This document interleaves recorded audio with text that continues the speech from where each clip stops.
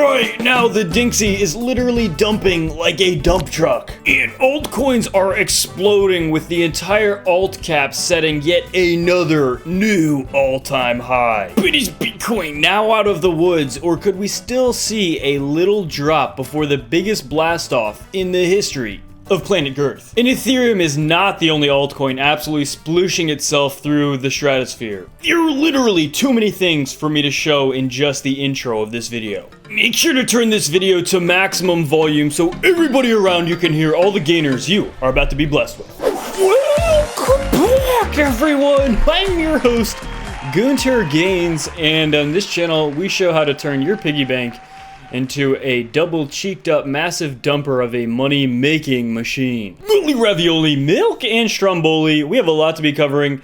Guys, I couldn't even fit probably even half of what I'm going to be discussing in today's video in the intro. It is just so action packed, and the biggest exciting breaking story of the day is the confirmation that yes, as we expect and as everybody is just more than ready for, we've been waiting for this for so long, alt season is truly just around the corner, and some absolutely massive gainers. This is why I've been so adamant about always saying that although I absolutely adore and love Bitcoin and Ethereum as well, that I just think it's very so critical to have always diversified your portfolio into some other projects as well. But keep in mind, it's not too late. Alt season is, in my opinion, we haven't really even started, right?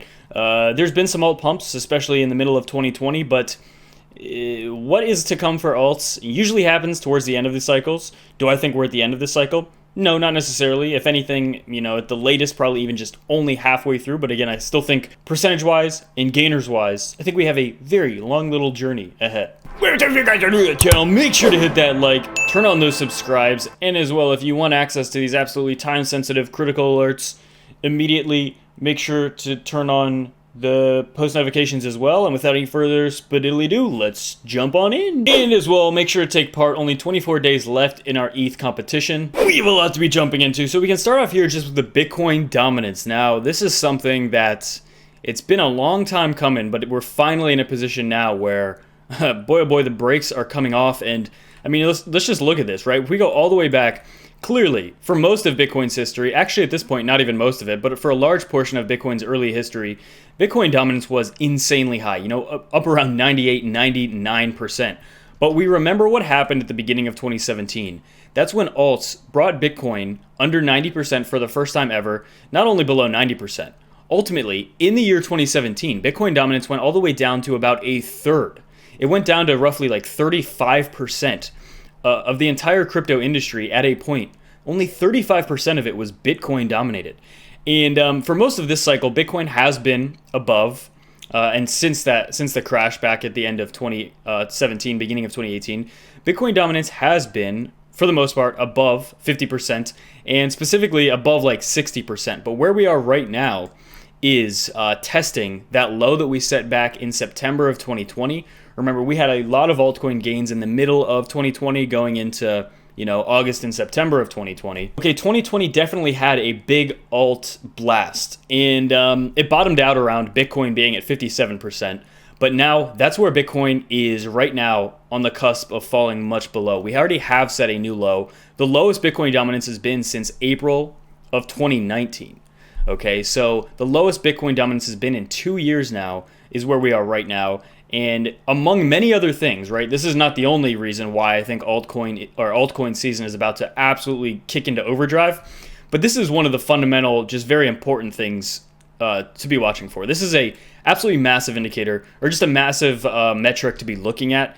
And yeah, I think it's very likely that this is just one very critical, but not the only signal that we're going to be looking at. And as well, the entire altcoin market cap, yet again, after about only 48 hours of not setting a new all-time high for, you know, 2 weeks in a row, it has yet again set another new all-time high. The entire altcoin market cap getting very, very close to $1 trillion in value. And guys, this is something we talked about last week. If you pull up CoinMarketCap, and if you look at like the top 100 projects, as of now specifically, because the altcoin market cap is valued as it's ever been as of this very second, you will see that like the top 100 altcoins all have at least $1 billion market cap. That's absolutely absurd.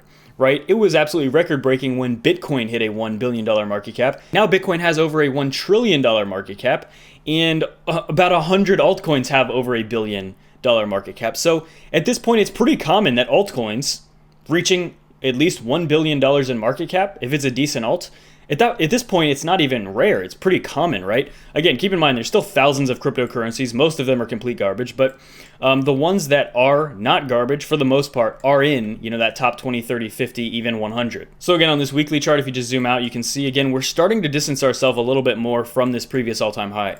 Right about, almost 500 billion. It was right around 480 billion was the top out of 2018. But yeah, we're actually starting to distance ourselves from that now, right? This is the previous all-time high, and we're starting to get a little bit of distance compared to what the entire cryptocurrency market cap has distanced itself from. Again, we still have a decent amount to catch up. But yeah, altcoins are just absolutely primed, and we are seeing altcoins across the board really start to gain some valuation. Today, look at this. Bitcoin hasn't really moved for the past few weeks. It's had that same exact level of resistance. Okay, this is best illustrated here. This has been 8 weeks of getting rejected, basically at 60K over and over and over again for 8 weeks. However, you notice the altcoin market cap continues to climb, and there are a lot of altcoins that are doing extremely well, and they have the highest market caps they've ever had. For example, again, a smaller coin that I've been covering for quite a long time now, PRQ, has just now broken it's at another all-time high, right? A week ago, people were telling me, wow, you recommended PRQ. Did you dump this on us? Which I have no idea. Like, if I mention something and it goes down 2%, there are going to be ding-dongs out there that say, oh my goodness, you're a scammer. I can't believe you had the nerve to talk about something that wasn't Bitcoin. But anyway, this is at an all-time high. A lot of these other coins are as well. Ethereum looking absolutely beautiful, and I think it's going to be continuing to head up to 26, maybe even $3,000 in the month of April. Okay, I think that's extremely realistic. But for Ethereum, what's more interesting is this. And this is something we were talking about back in the middle of 2020 that I was really excited about. But again, as you can tell, this takes a very long time to totally play out. This pattern is actually almost 5 years in the making. And all this is Ethereum paired with Bitcoin. It's just a very, very long-term consolidation. You can see very clearly here, there's kind of like this central point here where the ETH Bitcoin pairing has faced a lot of resistance. And it previously was support back in 2017 and 2018.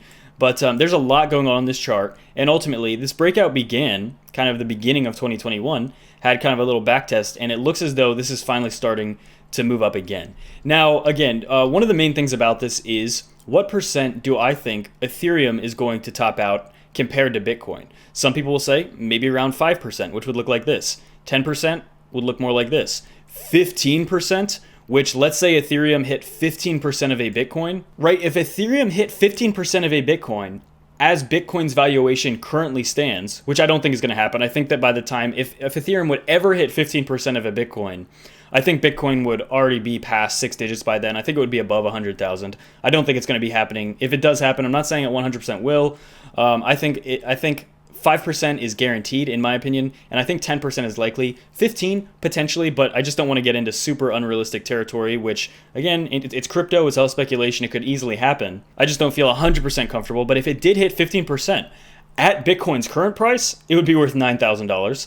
If it hit 15% at 120,000 US dollars per Bitcoin, it would be worth roughly 18,000. So again, 15% I think is definitely possible. I don't think it's the most likely target for Ethereum paired with Bitcoin, but I'm just trying to illustrate that realistically, even if Ethereum would only hit 5% of a Bitcoin, which it got extremely close to within less than like 0.5% back just 2 months ago, if it would hit 5% of a Bitcoin, especially if Bitcoin's over 6 digits, then again, that's a very, very strong ETH, a very, very powerful, very expensive ETH. And again, this is a pattern that it does not play out overnight. This is going to most likely continue over months. We're not talking about days or weeks. We're talking about months. But yeah, we're at the verge of actually, after backtesting this is where it gets very exciting.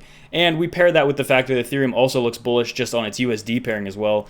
I think that means a lot. I think that gives it a lot more validation. And as well, guys, as we've been talking about, the DXY has faced that rejection now. This entire box we've been talking about for weeks, actually months, as the resistance zone. And you see the DXY has now fallen out of it temporarily. As of today, we got a pretty big open below, right? Weekend doesn't show that, but as soon as this opened up, pretty nice dumpage. A lot of interest has been flowing into altcoins as of the last few weeks, but specifically as of the last few days.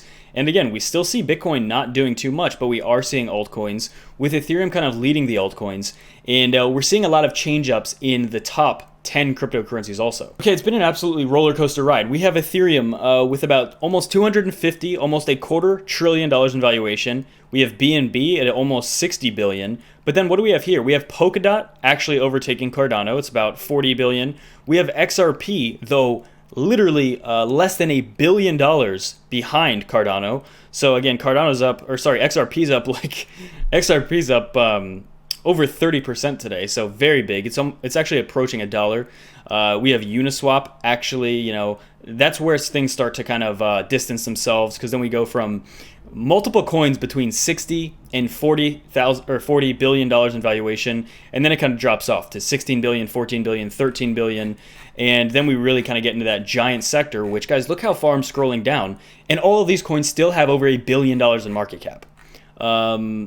Yeah, so as of this very second, there's only a handful of coins in this top 10 that are, right underneath $1 billion in market cap. And you see, just in the last 7 days, for the very first time in history, cryptocurrency as a whole has topped out right so far at a $2 trillion valuation. So the entire cryptocurrency market cap is basically sitting right now at a $2 trillion valuation.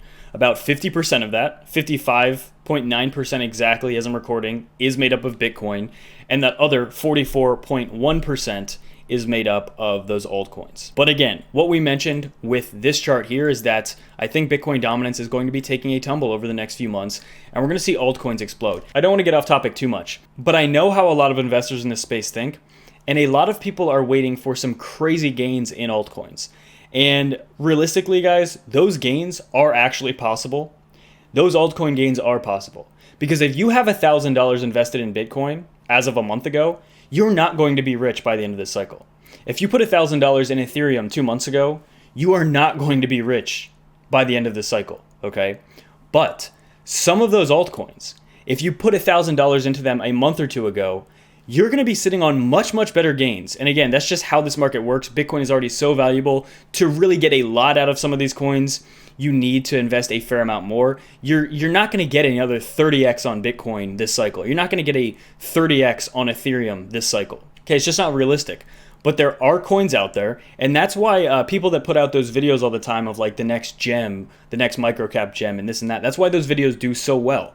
Why do those videos get so many views? Why do they get so much engagement? Because so many people are looking for those undervalued or coins that just don't have a lot of market cap that are going to absolutely, explode their piggy banks by so much. And again, you have to be extremely careful because there's so much risk involved with that.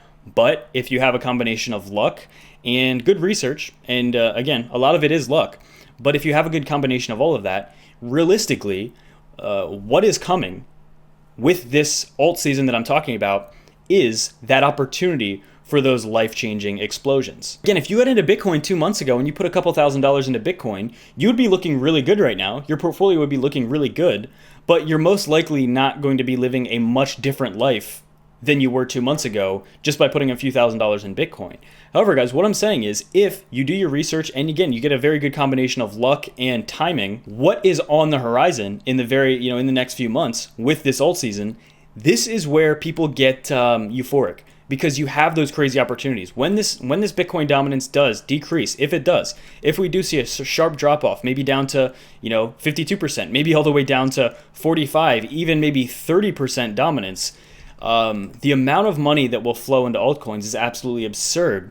And the amount of money that can be made with smaller investments, right? Because again, not everybody has $20,000, $30,000 to invest in cryptocurrency. It's unreasonable to think that everybody watching these videos has $50,000 to invest. Absolutely not. In fact, most people probably don't. And for people chasing absolutely life-changing gains, that's why they take that risk.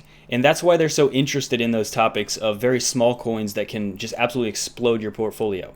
And yeah, I'm excited for myself, but I'm also really excited for people that are taking those opportunities and trying to do something like that. Because yeah, seeing stories like that is absolutely awesome. I saw it back in 2017. I benefited from it for a while as well. I also suffered a lot of pain, and I made some very beginner rookie mistakes as well. But altcoins for me, back in 2017, were by far the most exciting part of my portfolio. Again, I still think Bitcoin's like the safe play. It's obviously very smart to have Bitcoin and Ethereum, in my opinion.